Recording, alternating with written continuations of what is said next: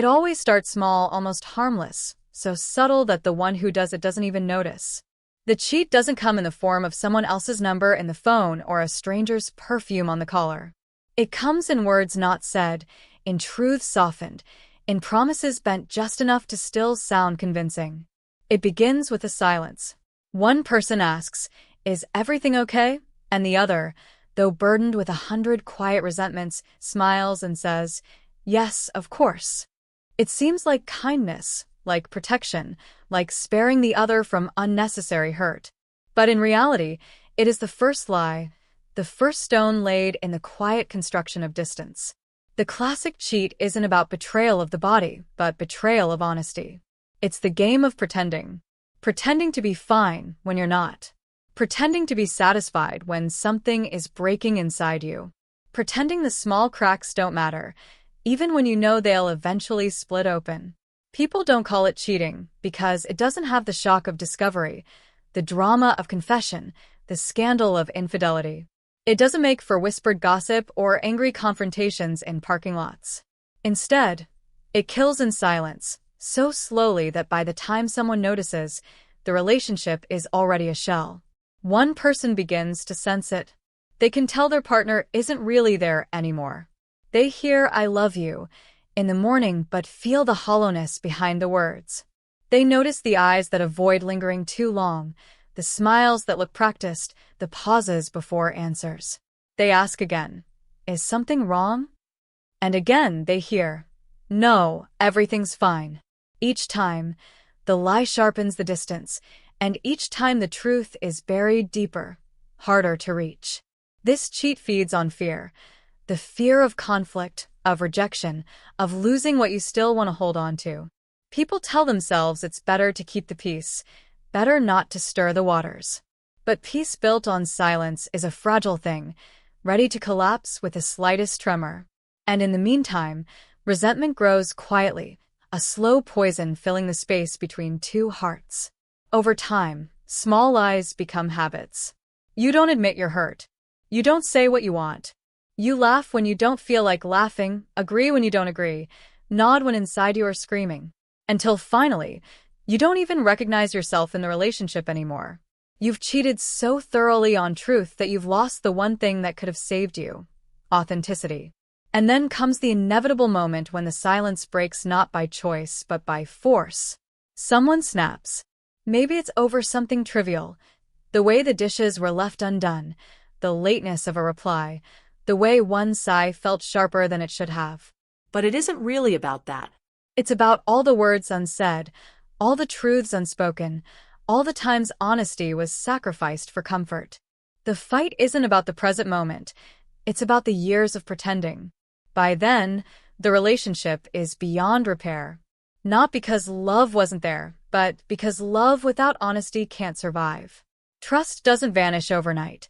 It erodes slowly, one small lie at a time, until there's nothing left to stand on. And that's why this cheat is the most dangerous. Because no one sees it coming. No one calls it out until it's too late. The number one classic cheat that ruins every relationship isn't infidelity, betrayal, or even neglect. It's the choice to cheat on the truth. To cheat on honesty.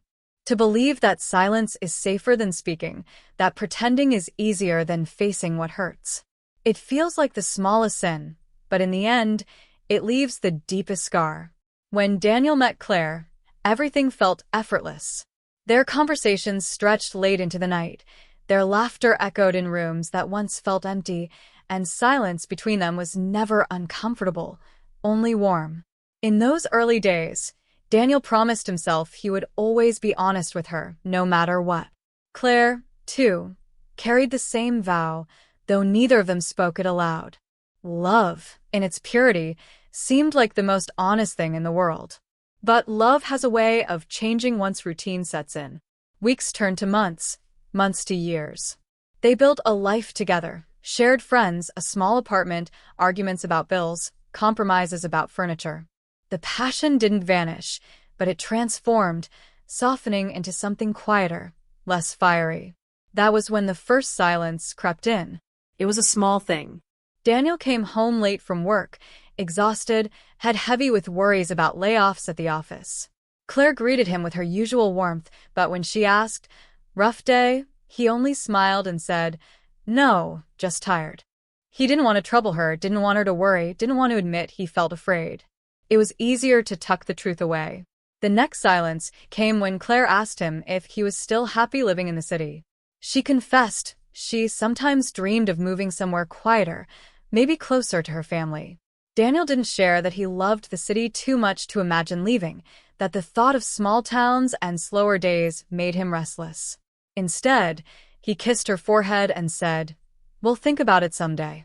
It sounded kind, patient, considerate, but it wasn't the truth.